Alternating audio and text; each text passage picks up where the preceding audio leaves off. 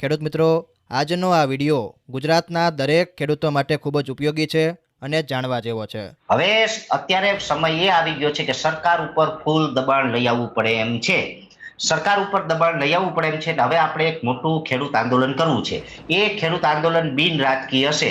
પછી એ આંદોલનની અંદર બધા જ ખેડૂતોએ આવવાનું, બધી જ પાર્ટીઓના કોઈને આવવું હોય તો છૂટ, પણ કોઈના ખેસ કે સિમ્બોલ નહીં, માત્ર ખેડૂત બનીને આવજો.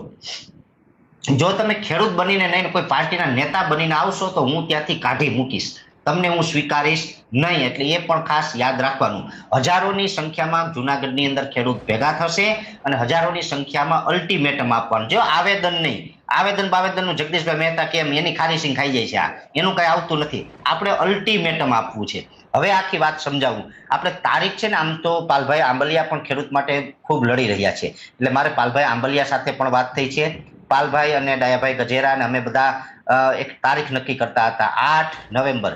પછી મેં હમણાં જોયું એટલે ખ્યાલ આવ્યો કે 8 નવેમ્બરે તો લગભગ આપણે શનિવાર થાય છે. એટલે કે શનિવાર એટલે કે જે આપણે આ બીજો શનિવાર હોય તો બીજા શનિવારે કલેક્ટર કચેરી બંધ હોય, તો બીજા શનિવારે બંધ હોય તો પછી આપણે 10 તારીખે આ કાર્યક્રમ લઈ જવો પડે. એટલે બધા જ ખેડૂતોએ 10 તારીખે સવારે 9 વાગ્યે જુનાગઢ પહોંચવાનું રહેશે.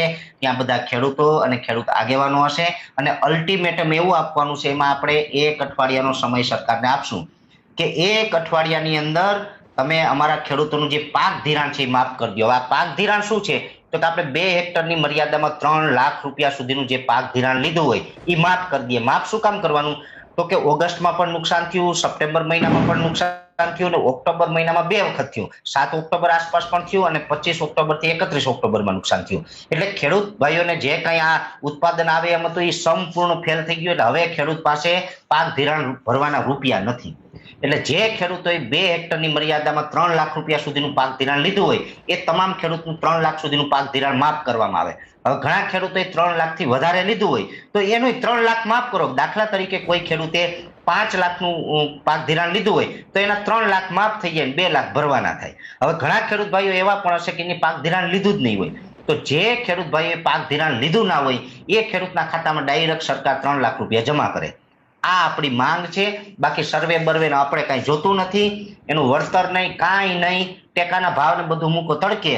એક જ મુદ્દાનો કાર્યક્રમ, પાક ધિરાણ માફ કરી દો 3 લાખનું, બીજું કાંઈ આપણે સાંભળવું નથી. એટલે આ માટે થઈને આપણે આ કાર્યક્રમ કરવા જઈ રહ્યા છીએ. આ કાર્યક્રમની અંદર મોટી સંખ્યામાં ખેડૂત ભાઈઓ પણ ઉપસ્થિત રહેશે અને આ કાર્યક્રમ છે જબરજસ્ત થવાનો છે. એટલે ભાજપને આપણે પૂરેપૂરું દબાણ આપવાનું છે ને એમાં હું 8 દિવસ 1 અઠવાડિયાનો સમય આપીશ. 1 અઠવાડિયાની અંદર જો સરકાર પાક ધિરાણ માફ ન કરે તો પછી હું અન્નનો ત્યાગ કરી અને હું ઉપવાસ આંદોલન ઉપર બેસી જાય. જ્યાં સુધી ખેડૂતના ખાતામાં પૈસા ના આવે ત્યાં સુધી હું મોઢામાં અન્નનો દાણો નહીં નાખું. કેમ કે તો પછી એ જ રસ્તો રહેશે આપણી પાસે. અને મને કાંઈ પણ થશે, હું અન્નનો ત્યાગ કરું અને મને કાંઈ પણ થશે એની સંપૂર્ણ જવાબદારી ભાજપ સરકારની રહેશે. કેમ કે કેન્દ્રમાં અને રાજ્યમાં બેયમાં એની સરકાર છે, એટલે એની જવાબદારી રહેશે. જો મરી જાય તો એની જવાબદારી રહેશે. એટલે જો અલ્ટિમેટમ આપણે આપવાનું છે અને અલ્ટિમેટમથી નહીં પતે તો પછી હું અન્નનો ત્યાગ કરીશ અને ઉપવાસ આંદોલન ઉપર બેસવાનું છે. જે અલ્ટિમેટમ આપણે સરકારને આપવાનું છે અને સરકારને આપણે જે આ પાક ધિરાણ છે માફ થાય એ અને માફ કરે એ માટે થઈને મજબૂર કરી દેવાના છે. ને પાક ધિરાણ માફ કરાવવું એ કોઈ ભીખ નથી, એ આપણો અધિકાર છે. એ આપણો અધિકાર છે ને એ અધિકાર આપણે લઈને જ રહેશું.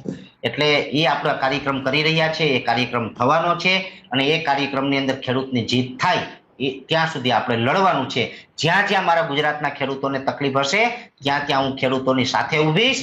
બીજું કે આમ તો બધાને શરમ આવવી જોઈએ, પછી કોઈ પણ પાર્ટીના નેતા હોય એટલે ભલામણા આ જગતનો તાજ છે, દુનિયા આખીને અનાજ પૂરું પાડે. આજે એના ખેતરમાંથી બધું ધોવાઈ ગયું છે, બધું પાક ફેલ થઈ ગયો અને જો તમને ખાવું ભાવતું હોય તો ધિક્કાર છે તમારી જિંદગી ઉપર, ધિક્કાર છે. અરે જ્યાં સુધી ખેડૂતોને એનો હક ન મળે ત્યાં સુધી આપણે અનાજ ન ખાવું જોઈએ. એટલે હું તો બધાને કહું છું કે જે ખેડૂતોને ચાહતો હોય, જે ખેડૂત પ્રત્યે લાગણી ધરાવતો હોય એ બધા આવજો નેતા હોય મારી સામે અન્નનો ત્યાગ કરવા. અને કેટલા દિવસ તમે ભૂખા બેહો ને ખબર પડે. તમે મોટી મોટી વાતો તો કરો કે અમે ખેડૂતની સાથે, ખેડૂતની સાથે. તમે શું ખેડૂતની સાથે છે? તમે ખાલી મોટી મોટી વાતો કરો અને સત્તામાં આવવા માટે થઈને ચોકઠા ગોઠવો છો. બાકી તમે ખેડૂત માટે કાંઈ કર્યું નથી અને હવે નહીં કરો તો તમને ઘર ભેગાઈ કરશું. એટલે ભાજપ વાળા કાન ખોલીને સાંભળી લેજો કે પરેશ ગોસ્વામી હવે ઓરિજિનલ રંગમાં આવવાનો છે અને ખેડૂતના પાક ધિરાણ માફ નહીં કરો તો તમારી રાતની નીંદર હરામ કરી દેવાનો છે. એટલે આ વાત કન્ફર્મ છે. એટલે આ આંદોલન છે આપણું થવા જઈ રહ્યું છે. એટલે દરેક મિત્રો છે હવે આંદોલન માટે તૈયાર રહેજો.